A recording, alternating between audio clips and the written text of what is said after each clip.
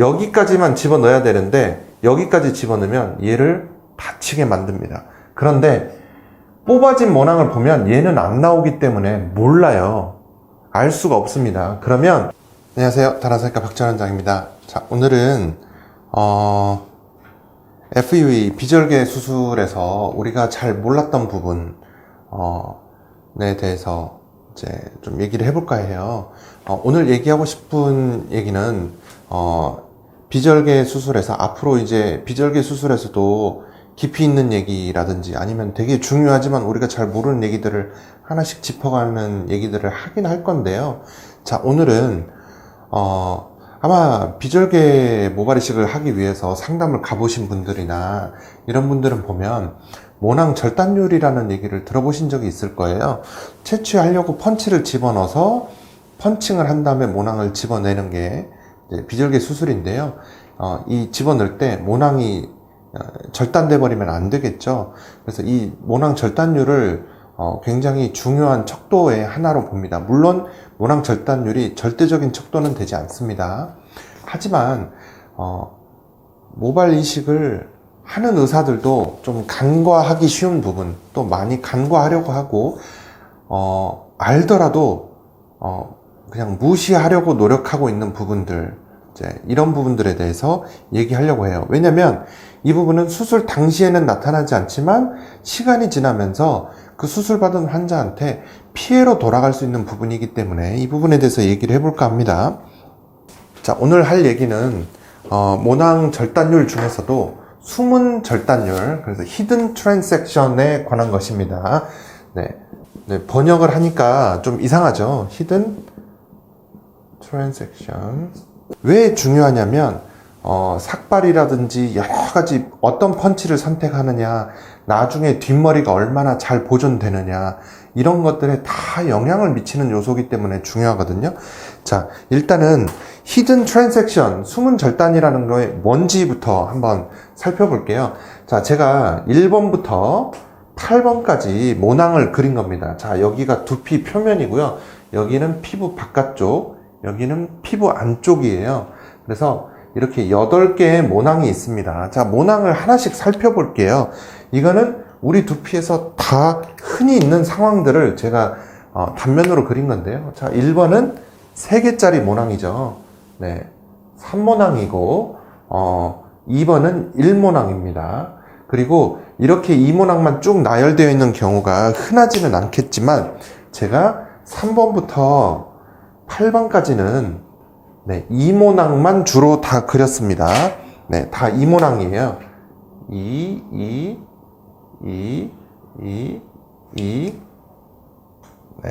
2모낭입니다. 자, 그런데 단순히 3일 2로 나눌 수 있느냐? 자, 여기에는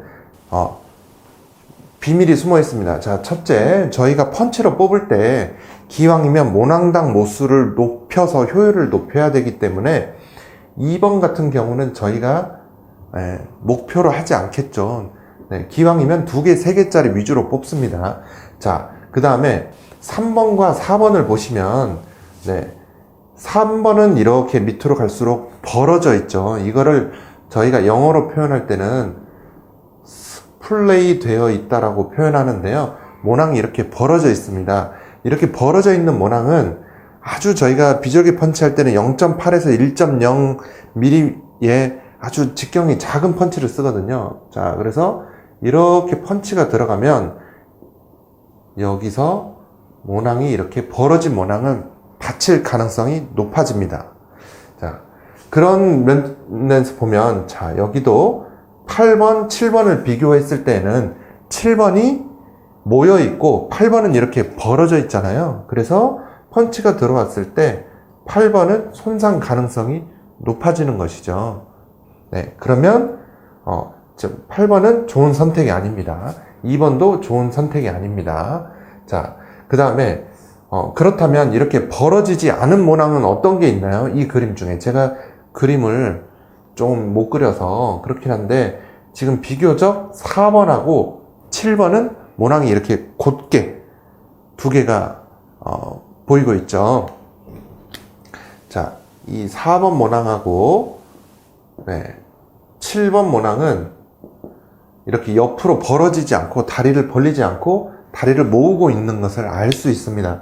그런데 여기에서 문제가 발생합니다.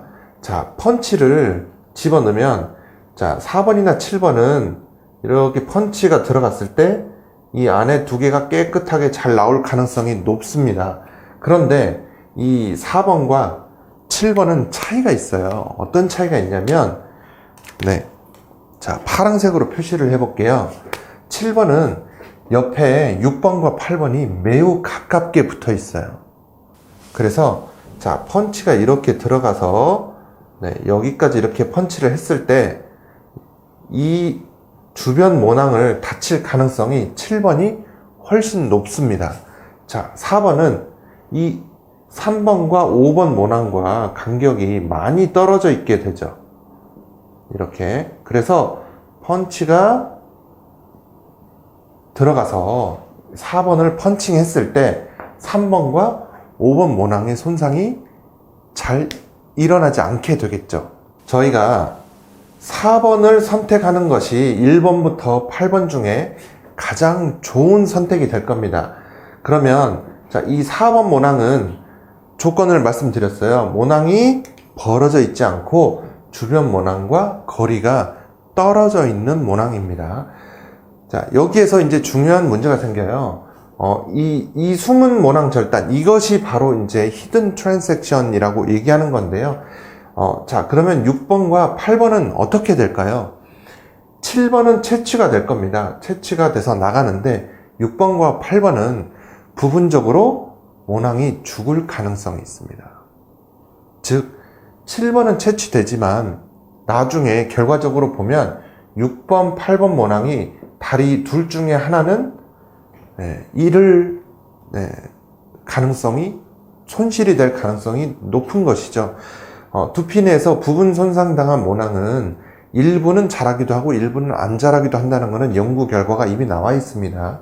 그래서 6번과 8번에 발생하는 것이 바로 히든 트랜섹션, HT라고 표현할게요. 네, 숨어있는 게 되겠고, 7번은 채취를 하는 거죠. 네, 4번도 채취에 성공합니다. 그런데 4번을 선택했다면 3번과 5번에 HT, 히든 트랜섹션, 숨은 모낭절단이 발생하지 않게 되겠죠. 자, 다시 정리를 하자면 4번은 모낭이 이렇게 모여있고 얘는 벌어진 모낭들이고 4번과 7번은 모여있다는 점이 중요하고 4번은 7번보다 더 좋은 이유가 주변 모낭과 거리가 멀다는 것이다. 이 두 가지를 충족하는 모낭들을 선별해서 뽑아야 지금 채취하는 거를 7번과 4번은 채취되는 것만 보면 차이를 모릅니다. 그런데 나중에 보면 6번과 8번은 나도 모르는 사이에 숨어있는 모낭을 손실하게 되는 거니까, 그래서 숨어있는 모낭 손실이라고 하거든요.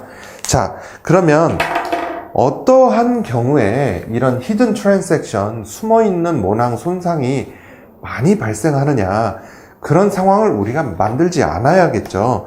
자, 첫 번째는 이런 게 비절개 수술에서 숨어있는 비밀이 됩니다. 이런 거를 잘 알아야 돼요. 첫째, 큰 직경의 펀치를 사용하는 경우에 주변 모낭 손상의 가능성이 높아질 겁니다.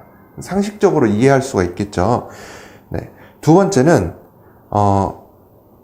숙련도가 떨어지는 의사가 했을 때는 이 타겟팅을 잘못하면 옆에 거를 이렇게 틀어서 들어가게 되면 이거를 손상시킬 가능성이 높아지게 될 겁니다.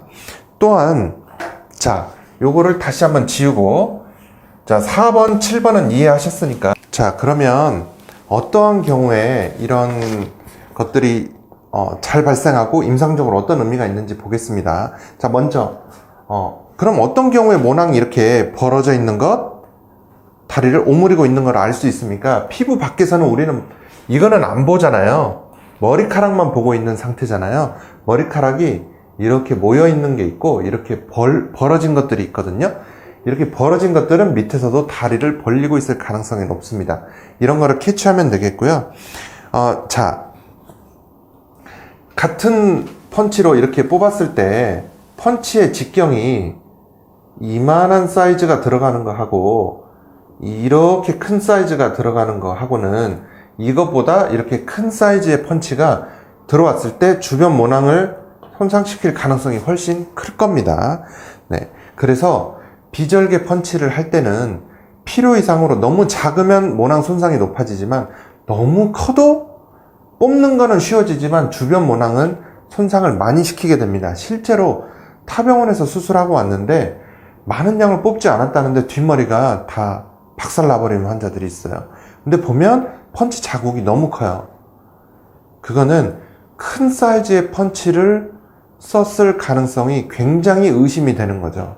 그러니까 심은 모낭들은 큰 펀치를 써서 쉽게 뽑아서 잘 심었겠지만 뒷머리는 고갈돼 버린 그런 불행한 결과를 낳게 되는 겁니다. 자, 그 다음에 두 번째 경우는 좁은 면적에서 밀집해서 펀치를 하는 경우에 아까 그림에서 보듯이 4번만 선택하는 게 아니고 4번도 7번도 8번도 선택을 하는 거죠. 그러니까 좁은 범위에서 많은 수의 펀치를 하게 되면 딱 가장 좋은 선택만 하는 것이 아니고 조금 덜 좋은 모낭들도 선택을 할 가능성이 높아진다는 거죠. 자, 그러면 그러한 경우는 어떠한 경우들이 있느냐, 실제적으로. 자, 첫째, 부분 삭발을 조금만 하고 그 안에서 많이 뽑으려고 하는 경우에, 이런 경우에는 가장 좋은, 뽑기 쉽고 주변 모낭 손상이 없는 애들만 뽑는 게 아니고 이런 옆에 것들도 많이 펀치를 하게 되니까 이런 모낭 손상이 높아집니다. 좋지 않은 모낭을 선택할 가능성이 높아져요. 즉, 그래서 부분 삭발이 좋지 않다라고 얘기하는 이유 중에 하나가 됩니다. 그래서 가급적이면 조금 번거로우시더라도 삭발을 하십시오. 비절개를 하는 경우에는.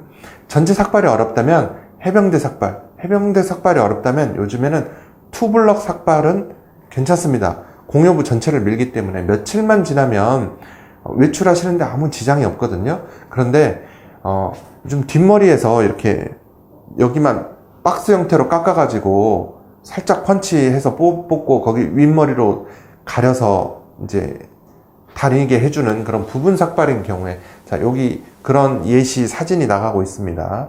이런 경우에는 삭발 면적이 좁을수록, 그 다음에 펀치 수가 많아질수록 한정된 범위 내에서 이만큼 삭발하는 것과 이만큼 삭발 면적에서 모낭을 똑같이 1000개 뽑는 것과 여기서 1000개 뽑는 것은 하늘과 땅 차이입니다. 이거는 더 좋은 모낭을 선택할 기회도 달라지지만 이렇게 숨어있는 절단이 증가할 가능성이 있다.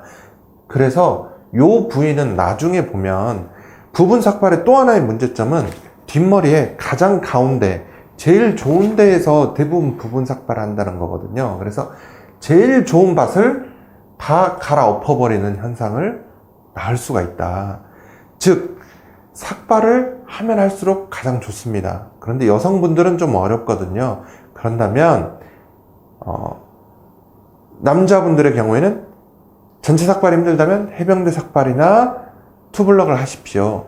그게 힘들다면 조금 어렵더라도 무삭발 비절개를 선택하는 것이 이런 경우에는 좋은 선택이 됩니다. 다만 무삭발 비절개로 갔을 때에는 의사의 숙련도가 결정적인 영향을 미칩니다.